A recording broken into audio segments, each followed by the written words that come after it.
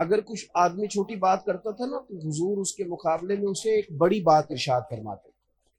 حضرت سراقہ بن مالک جب کلمہ نہیں پڑا تھا تو فرماتے ہیں کہ ابو جہل نے اعلان کیا کہ جو حضور کو معاذ اللہ گرفتار کرے گا 100 سرخ اونٹ دیے جائیں گے. ہمارے یہاں نا چھوٹا مفاد نہیں رکھ لیا جاتا، یعنی چھوٹی سی بات ہوتی ہے، محفل میلاد میں بھی 25,000 30,000 کی چھوٹی بات، چھوٹا مفاد. آپ تو بہت بڑے آدمی ہیں، آپ تو رسول اللہ صلی اللہ علیہ وسلم کے صناف ہیں، آپ کی تو اربوں خربوں میں قیمت ہے، تو آپ یہ کیا بات کر رہے ہیں؟ آپ اپنا منصب تو دیکھیں، آپ اپنا منصب تو دیکھیں بھائی، اور آپ دیکھیں بات کتنی چھوٹی کر رہے ہیں. آپ نے کہاں اپنے آپ کو بند کر لیا. سراقہ بن مالک کہنے لگے کہ میں نے ایک گھوڑا لیا کیونکہ اعلان کیا تھا ابو جہل نے کہ جو حضور کو گرفتار کرے گا 100 سرخ اونٹ. 100 سرخ اونٹ مہنگے تھے، آج کل ہمارے پاکستان میں سائیوال نسل کی گائے مہنگی ہوتی ہے، فلانے نسل کا بکرا مہنگا ہے. ایک سرخ رنگ کا اونٹ ہوتا تھا، عرب میں ذرا مہنگا ہوتا ہے. کہتے میں 100 سرخ اونٹوں کے لالچ میں حضور علیہ الصلوۃ والسلام کی طرف بڑھا. میں نے حضور کو ایک جگہ پا لیا، ہجرت کے لیے تشریف لے جا رہے. سرکار نے زمین کو حکم دیا، اللہ کی قدرت، حضور کا معجزہ کہ میرا گھوڑا زمین میں دھسنے لگا. میں نے حضور سے معافی چاہی کہ حضور معاف کر دیں، اب نہیں آپ کی طرف بڑھتا. حضور نے معاف بھی کر دیا. میرے اوپر پھر غلبہ ہوا نفس کا، میں پھر آگے بڑھنے لگا، پھر میرا گھوڑا زمین میں دھسنے لگا. 3 دفعہ میں نے معافی مانگی، 3 دفعہ حضور نے مجھے معاف کیا. اب میرے دل نے گواہی دینی شروع کر دی کہ یہ اللہ کے سچے رسول. اب میں جب حضور کی طرف ایمان کے ارادے سے بڑھ رہا تھا تو میرے ذہن میں تھے سرخ اونٹ. آپ کی توجہ ہے میری بات پر؟ میرے ذہن میں تھے سرخ اونٹ 100. حضور نے مجھے فرمایا اس وقت کی سب سے بڑی طاقت، جو بڑی سلطنت تھی، وہ کیسر روم کی تھی، اور وہ ہاتھوں کے اندر کنگن پہنتا تھا سونے کے، اور پوری دنیا میں اس کے کنگن معروف تھے. یعنی سب سے بڑی سلطنت کا سب سے بڑا بادشاہ، ظاہری طور پر بڑا آدمی. کہتے جب میں حضور کی طرف بڑھنے لگا تو کریم فرمانے لگے تو 100 سرخ اونٹوں کے لالچ میں آ گیا ہے اور میں تیرے ہاتھوں میں کسرا کے کنگن دیکھ رہا ہوں. سب سے بڑی حکومت کے سب سے بڑے آدمی کے کنگن لینے، اتنی چھوٹی سی بات 100 سرخ اونٹ. حضور نے ذوق بدل دیا، انداز بدل دیا. نبی پاک صلی اللہ علیہ وسلم نے کہا کہ تو مطلب صرف یہی ہے، اتنی بڑی بات کر دی. کہتے میں کلمہ پڑھ گیا، اللہ نے توفیق دے دی، ایک ذرا کم کر دے. کہتے میں مسلمان ہو گیا. سرکار اب حضور یہ وعدہ کب کر رہے ہیں؟ یہ نوجوان بچے ذرا میری بات پہ غور کریں. سرکار مکے سے نکل رہے ہیں، مدینہ شریف ابھی پہنچے نہیں. ایک گاؤں پر بھی اسلام کی حکومت نہیں، لیکن محبوب وہاں بھی جب بات کرتے ہیں تو سلطنت فتح کرنے کی بات کرتے ہیں. یہ چھوٹی چھوٹی باتیں جو نا سطحی سی باتیں، گھر بناؤں گا، بچے پالوں گا، پلاٹ خرید لوں گا، بڑی گاڑی، یہ تو بڑی سطحی سی سوچ ہے. مسلمان کی کبھی یہ سوچ ہوتی ہے؟ اقبال کہتے ہیں بازو تیرا توحید کی قوت سے کبھی ہے، کیونکہ اسلام تیرا دیس ہے اور تو مصطفی ہے. بڑی سوچ اپنی طبیعت میں پیدا کی جائے. نبی کریم صلی اللہ تعالی علیہ وسلم نے ارشاد فرمایا کہ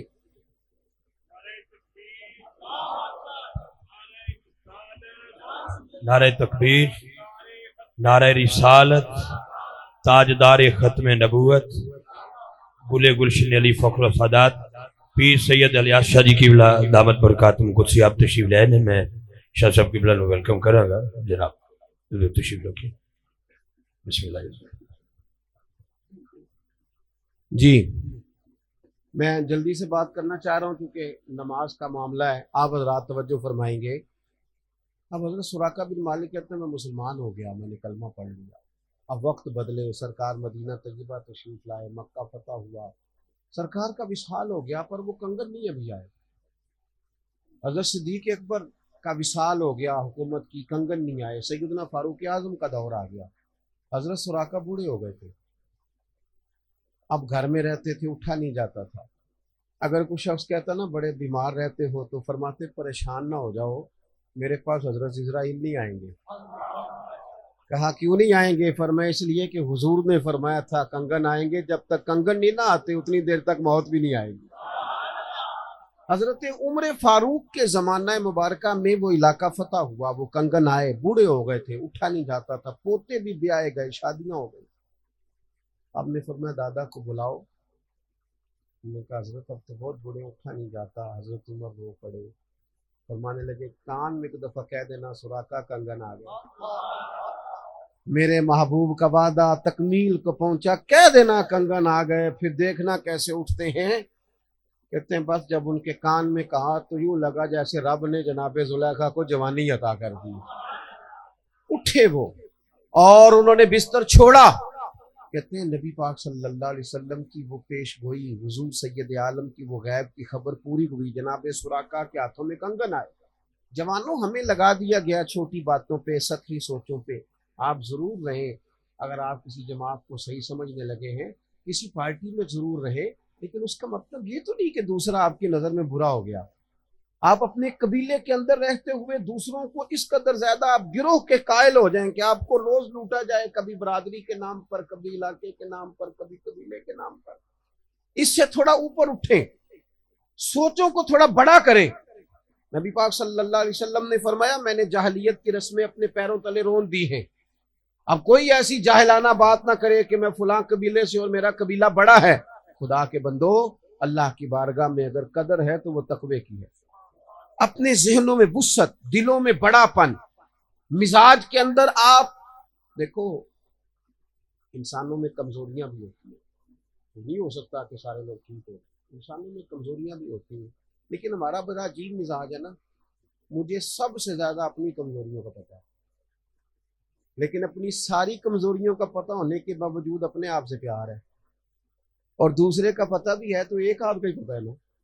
अपनी सारी का पता होने के बावजूद अपने आप से प्यार है, और किसी की एक दो का पता चल जाए तो यूं ना करें। दिल थोड़ा बड़ा, जहन थोड़ा वसी।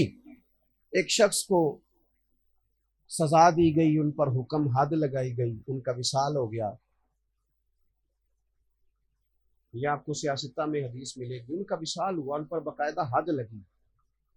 ऐसा जुर्म था जिसकी बुनियाद पर हद लगाई गई, और उस इस्लामी सजा के नतीजे में वो विशाल कर गए। नबी करीम अलैहिस्सलाम गुजर रहे थे तो कुछ लोगों ने कहा देखो कितना बड़ा जुर्म करके दुनिया से गया। मेरी बात की समझ आ रही है आप? हुजूर ने हद लगाई है, उनका विशाल हो गया, देखो कितना जुर्म करके दुनिया से गए। नबी पाक सल्लल्लाहु अलैहि वसल्लम ने फरमाया तुम उसकी गिबत कर रहे हो, मुर्दा भाई का गोश्त खा रहे हो, और वो जन्नत की नहरों में गोते लगा रहा है। तुम अभी तक यहीं अड़े हुए हो। तुम अपने ज़हन को बड़ा क्यों नहीं करते? जब रब माफ कर देता है तो तुम्हें भी ज़हन बड़े कर लेने चाहिए। अपनी तबीयतों में वुसअत लाएं। हमारे बुजुर्ग हमें कहते हैं कि 14 तबक मेरे दिले दे अंदर ते मैं तंबू वांगू ताने हूं, दिल दरिया समुद्रों डूंगे कौन दिलां दियां जाने हूं। आप थोड़ी सी तबीयतों को जब वसी कर लेंगे। देखें अबू जाल का मेन मसला क्या था? उसका मसला गिरोह परस्ती था। ऐसा नहीं था कि उसे हक का पता नहीं था, उसे सब खबर थी। सीरत किताबों में हमें मिलता है कि नबी पाक सल्लल्लाहु अलैहि वसल्लम ना पहाड़ की चोटी पे खड़े हो बैठ के ना रात को कुरान पाक की तिलावत फरमाते। ऐसे रातें काफी लंबी हैं, जिसने आजकल तहज्जुद नहीं ना पढ़ी उसने कभी भी नहीं पढ़ी। अव्वल वक्त आराम करें और रात को उठे और थोड़ा वक़्त दें। अगर 40 साल की उम्र तक, 35 साल की उम्र तक मुसल्ला पक्का ना हो तो बाद में फिर तबीयत लगती नहीं। सहरी में अपना मामूल जरूर बनाएं सवेरे उठने का। ये खास दिन है। आप डॉक्टर जो आपको कहते हैं 8 घंटे नींद पूरी करो, तो 7 बजे इशा है और उधर 6:15 बजे फजर है। तो इतनी लंबी रात है, जिसने अब नहीं उठना उसने कब उठना?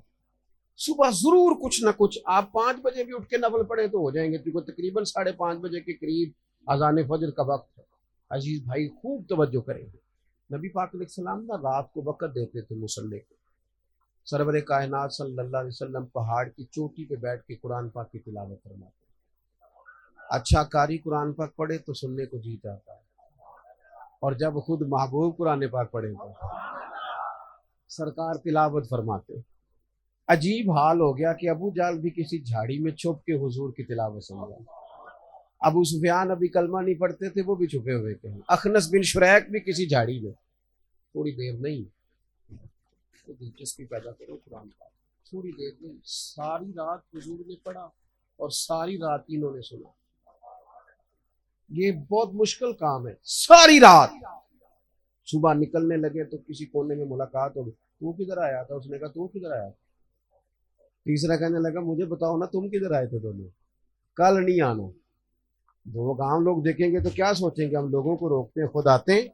लेकिन कुर्बान जाएं, कहते हैं हुजूर की तिलावत थी ना, रात को इरादा तो था नहीं जाएंगे, पर वो तिलावत कानों में रस घोलने लगी। कभी बिस्तर की ये करवट बदली तो कभी वो बदली, तो जब ना रह सके तो चले गए, फिर उठ के जगह बदल बदल के बैठ गए।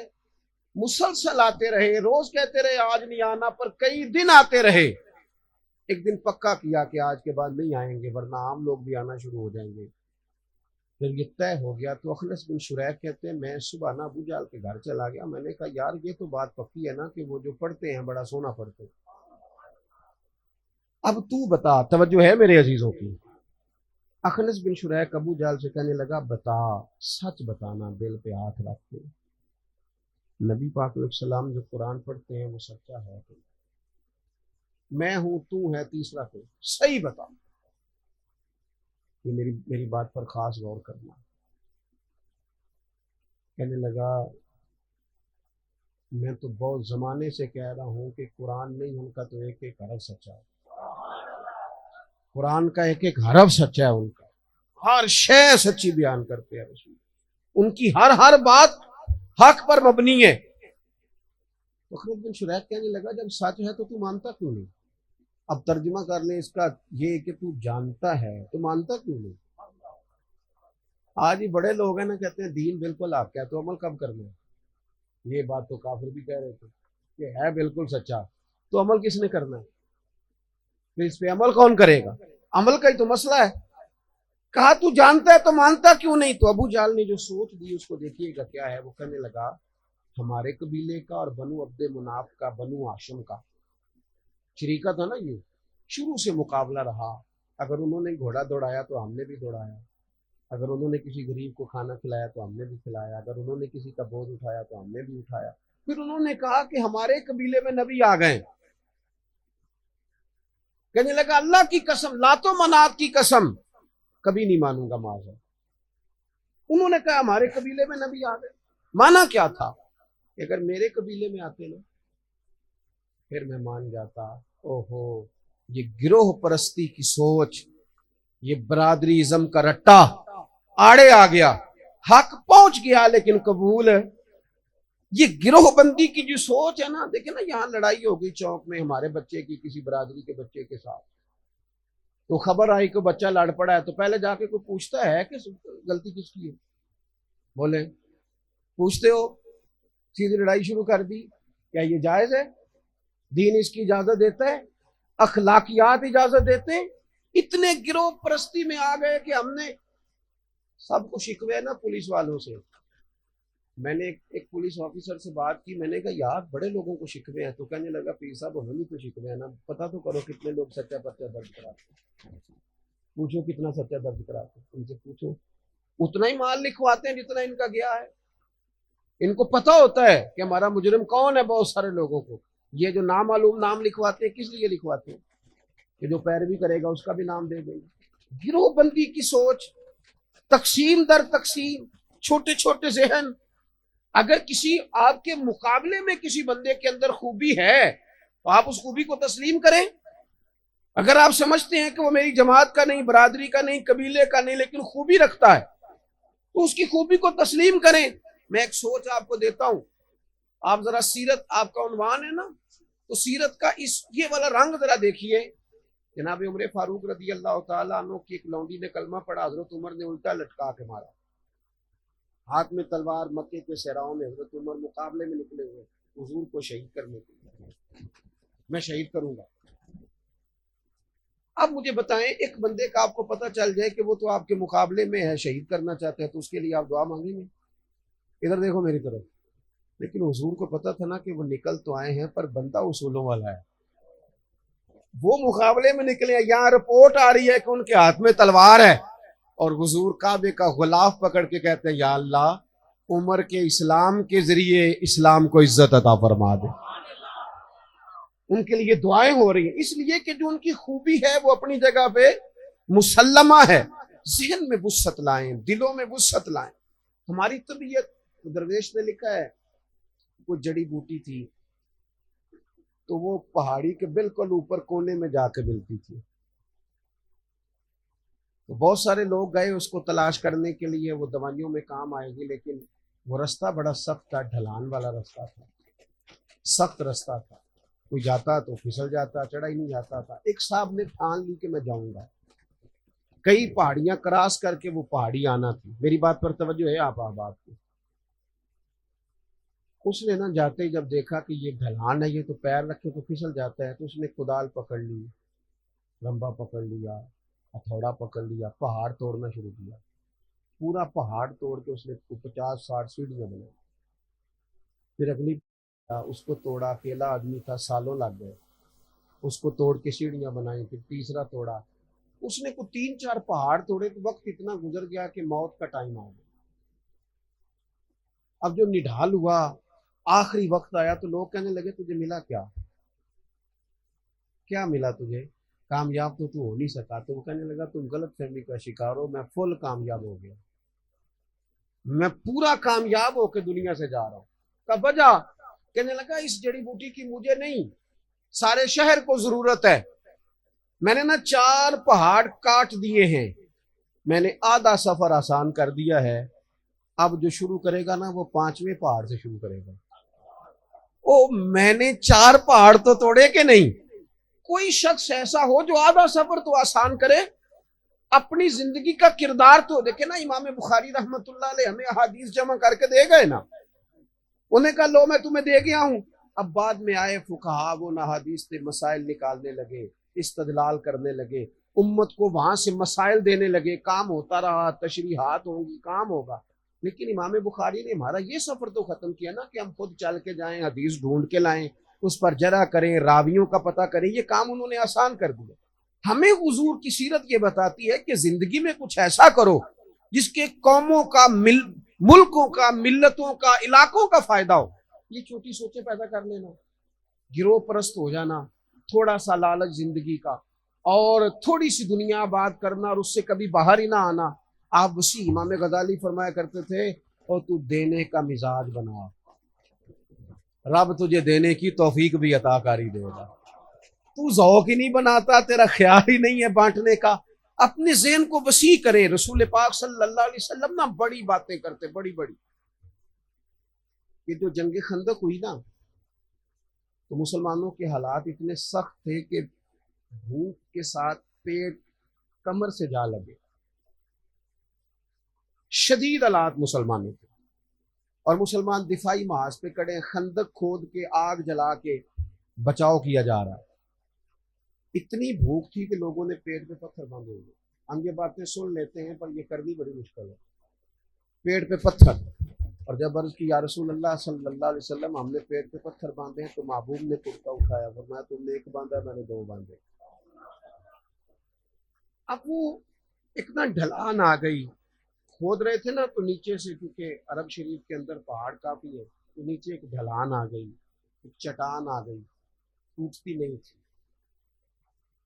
تو ہمارا تو خیر آج کل حال یہ ہے کہ ہم سے تو نہیں اٹھایا جاتا سبزی کا تھیلا بھی، مولوی صاحب سے، پیر صاحب سے، اپنے جیسے لوگوں کی بات ہے.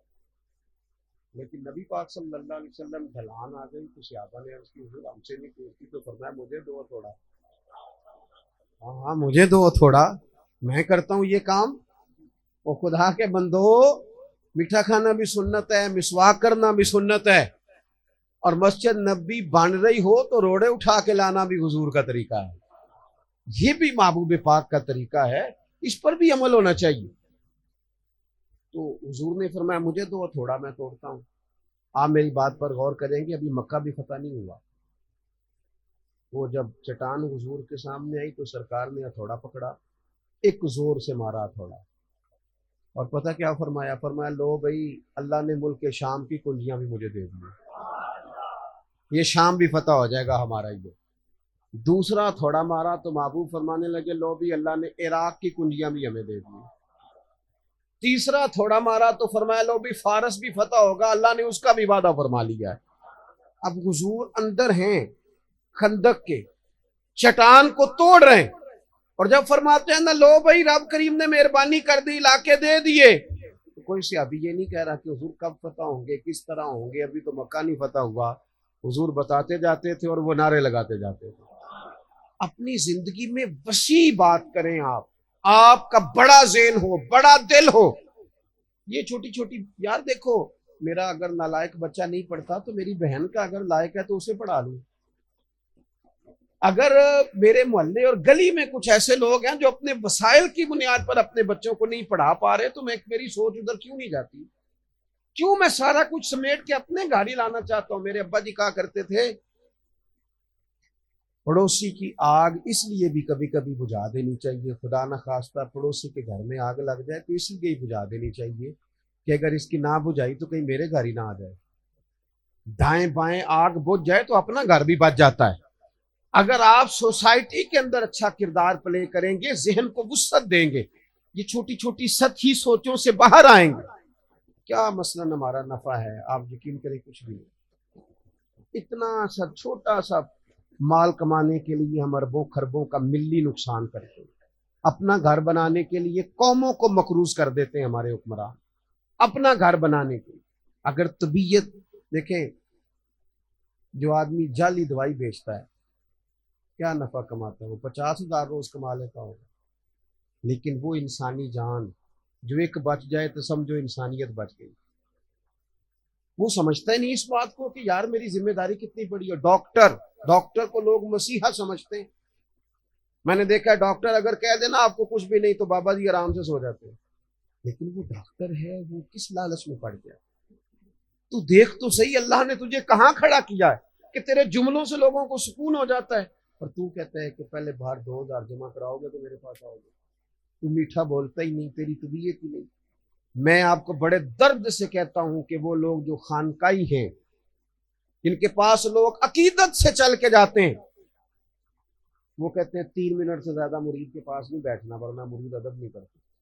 اور کئی دفعہ ہوتا بھی آپ تھوڑا پیار زیادہ کر لیں تو صاحب بھی سمجھتے ہیں کہ خیر کر لیں، لیکن آپ کو ان کی طرف دیکھ کے اپنا رویہ بدلنا ہے۔ آپ تو یہ دیکھیں وہ نبی پاک صلی اللہ علیہ وسلم کا دین سیکھنے آیا ہے، اور آپ بیٹھے کہاں ہیں؟ ممبر رسول پر، مصلی رسول پر۔ آپ کی تو بہت بڑی سوچ ہونی چاہیے، آپ کو تو ملی بات کرنی چاہیے، قومی بات کرنی۔ میں نا طالب علموں سے کہتا ہوں اکثر مدرسے کے کہ 100 بندے تمہارے پاس جمعہ پڑھنے آتے ہیں تو ایک بندہ اگر مخالف بھی ہو تو ساری تقریر مخالف پہ نہ کر دیا کرے، اس کو بھول جاؤ تھوڑی دیر کے لیے، اشارے سے بات کریں جی، اشارے سے، بول کے نہ کریں۔ او بھائی نہ بولیں، اللہ خوش رکھے، نہ بولیں جی آپ، اللہ جزائے خیر، اشارے سے بات کریں۔ سنگیو ساری تقریر اس بندے پہ کر دینے کی کیا ضرورت ہے؟ آپ جو 99 باقی دین سیکھنے آئے ہیں ان پر بھی تو بات کریں نا۔ ایک بندے کو ذہن میں رکھ کے کہ یہ میرا مخالف ہے، اور میں بچوں سے کہتا ہوں ایک مخالف ہو تو نظر بھی نہیں لگتی بندے کو، کوئی ہونا چاہیے۔ وہ ہارون رشید چلے گئے نا ایک مولانا کے پاس جمعہ پڑھنے، تو قابو آ گیا تھا، پھر مولوی صاحب سے بھی جو ہو سکتا تھا انہوں نے کی، بس ساری باتیں کر دی 1 منٹ میں، سارا کچھ ہی کہہ دیا، سخت سست بولا۔ جمعے کی نماز کے بعد ہارون رشید نا بڑی گرم جوشی سے ملے مولانا صاحب سے، کہنے لگے مولانا آپ تو بڑے ناراض ہیں مجھ سے، کہنے لگے سارے صوبوں سے تیری شکایتیں آتی ہیں۔ تو وہ کہنے لگا مولانا شکایتیں تو ضرور آتی ہوں گی پر ایک بات کر لو۔ کہنے لگا میں اتنا برا تو نہیں جتنا فرعون تھا۔ تو میں نے آپ کو فرعون کب کہا ہے؟ کس نے کہا ہے آپ فرعون ہے؟ تو کہنے لگے آپ سورہ طٰہٰ پڑھے نا، حضرت موسیٰ علیہ السلام فرعون کے پاس جانے لگے تو رب کریم نے فرمایا موسیٰ فرعون سے ذرا نرمی سے بات کرنا۔ تو اگر اس سے نرمی سے بات ہو سکتی ہے تو ہارون رشید سے بھی تو ہو ہی سکتی ہے نا۔ آپ اپنے لہجے میں، ماحول میں کچھ ایسی باتیں لائیں جس میں محسوس ہو کہ آپ کی ایک بڑی سوچ ہے، آپ ایک وسیع بات کرتے ہیں۔ وہ میں ان بھائیوں کو بھی جانتا ہوں جن کی بہن کبھی 2,000 مانگ لینا، وہ کہنے پہنتے ہیں اپنی بسات ہی بڑا پانی، حالانکہ یہ تو 6,000 کی رات روٹی کھا کے آیا دوستوں کے ساتھ۔ آپ کا ذہن ہی بڑا نہیں، آپ کی طبیعت میں وسعت نہیں۔ کاش آپ کی طبیعت میں وسعت ہوتی تو اللہ تعالیٰ نے اشرف المخلوقات بنایا ہے، حضور کا غلام بنایا ہے۔ آپ کے تو گھر لنگر پکتے اور دنیا کھاتی، لیکن اس کے لیے پہلے دل کا، جگر کا، ذہن کا بڑا ہونا شرط ہے۔ یہ جہاں آج منگلا ڈیم ہے نا، یہاں پہلے میرپور شہر تھا، پھر کسی حادثے میں شہر تباہ ہوا۔ جس آفیسر کی ڈیوٹی تھی وہاں، وہ کہتا ہے میں اپنی جیپ میں گزر رہا تھا، ملبہ اکٹھا ہو رہا تھا، تو ایک بوڑھا شخص اور اس کی بیوی گدھے پہ 2 بوریاں رکھ کے وہاں سے گزر رہے تھے، ہاتھ ان کے کانپ رہے تھے۔ تو میری روک کے نا گاڑی، تو وہ مجھ سے کہنے لگے بیٹا حکومت کا جو خزانہ کا دفتر ہے جہاں حکومت پیسے جمع کرتی ہے وہ کدھر ہے؟ تو میں نے کہا بابا جی خیر ہے۔ کہنے لگے پتر ہمارا شہر تباہ ہو گیا ہے، ہماری بستی ساری اجڑ گئی ہے، تو میں نے اور میری بیوی نے نا ملبہ صاف کر کر کے سونا چاندی کچھ اور دھاتیں ان بوریوں میں جمع کی ہیں، اب ہم حکومت کے خزانے میں جمع کرانے جا رہے ہیں تاکہ ہمارا شہر پھر سے بس جائے۔ یہاں ہمارے بزرگوں کی قبریں ہیں، ایسا نہ ہو کہ یہاں دنیا آنا جانا چھوڑ دیں، ہمارا نا شہر آباد ہو جائے، شہر گھر نہیں۔ یہاں تو بھائی یہ حال ہم نے کر دیا کہ ایکسیڈنٹ ہو جائے تو لوگ موبائل چوری کر لیتے ہیں، زخمیوں کے لوگ زیورات اتارتے ہیں۔ یہاں تو اس طرح کا ذوق لوگوں کا بنا دیا گیا ہے، ہمیں پھر سے امت ہو کر کردار ادا کرنا پڑے گا۔ ہمیں رسول کائنات علیہ السلام کا وہ دیا ہوا بڑا ذوق، اس پر ہمیں آگے بڑھنا پڑے گا، ہمیں وہ والی سوچ لانی پڑے گی کہ جب حضور نے فرمایا صحابی سے کہ میرے مہمان کو کھانا کھلاؤ، تو اس نے اپنی بیوی سے کہا تھا بچے بھوکے سلا دے اور چراغ ٹھیک کرنے کے بہانے سے بجھا دے، ہاتھ چلاتی رہنا لیکن مہمان پیٹ بھر کے کھائے، دنیا آوے تے کھا کھا جاوے تے راضی ہووے بلا، اس کو پیٹ بھر کے کھلا۔ میاں بیوی بھوکے سوئے، بچے بھوکے سوئے، اپنے بچے بھوکے سلائے کسی کے لیے، اپنے بچے۔ اللہ نے قرآن نازل کر دیا وَيُؤْثِرُونَ عَلَىٰ أَنفُسِهِمْ وَلَوْ كَانَ بِهِمْ خَصَاصَةٌ۔ کچھ لوگ وہ بھی ہیں جو دوسروں کو ترجیح دے دیتے ہیں اگرچہ انہیں بڑی ضرورت بھی ہو۔ کہتے ہیں صبح میں حضور کی بارگاہ میں گیا تو بتانا نہیں پڑا، کریم فرمانے لگے رات جو تو نے عمل کیا نا اللہ کو بھی بڑا پسند آیا ہے، رسول اللہ کو بھی بڑا پسند آیا ہے۔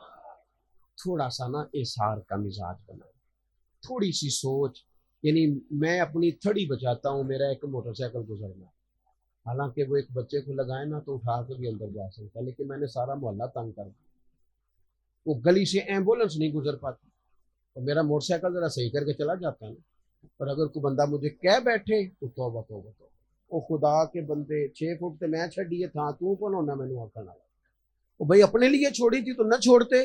میں نے دیکھا رستوں کے معاملے میں لوگ اتنی کنجوسی کرتے ہیں، حالانکہ آپ گلی سے گزرے تو کشادہ ہو کے گزرے، صحیح ہو کے گزرے۔ تو سیرت نبوی ہمیں یہ کہتی ہے کہ تمہاری سوچیں چھوٹی نہیں ہونی چاہیے، تمہارے دل چھوٹے نہیں ہونے چاہیے، تمہاری طبیعتیں بڑی ہوں، تمہارا مزاج، تمہارا حوصلہ، بولیے کبھی کبھی نہ ہنسنا بھی سیکھے۔ یعنی ہمارے بعض لوگ یہ کہتے ہیں کہ سارے دکھ جائیں گے تو پھر میں نے ہنسنا سارے، وہ میں جناب آپ کو بتاؤں دکھی بڑا ہوں، تو میں کہتا ہوں نبی پاک صلی اللہ علیہ وسلم سے زیادہ تکلیفیں تو کسی نے نہیں نہ دیکھی۔ 13 سال مکہ مکرمہ میں کبھی روڑے مار رہے ہیں طائف کے لوگ، کبھی اوجڑیاں آ رہی ہیں، کبھی کانٹے بچھائے جا رہے ہیں، مدینہ میں آ گئے تو کبھی لڑائی، کبھی احد کی جنگ، کبھی منافقوں کی سازشیں، لیکن حضرت حارث رضی اللہ تعالیٰ عنہ فرماتے میں نے اتنا مسکراتے ہوئے کسی کو نہیں دیکھا جتنا رسول کریم مسکرایا کرتے تھے۔ آپ اگر اپنی سوچ اتنی محدود کر لیں گے کہ ہر وقت کسی ایک چیز کو ذہن میں لے کے آپ کا غصہ ہی نہیں جاتا، تلخی نہیں جاتی، کبھی کبھی ہنسیں بھی، اور اگر آپ کہیں کہ سارا زمانہ ٹھیک ہوگا تو پھر میں نے ٹھیک ہونا ہے، تو پھر تو آپ ٹھیک ہو ہی نہیں سکتے، اس لیے کہ نیکیاں جمہوری نہیں ہوتی، نیکیاں جمہوری۔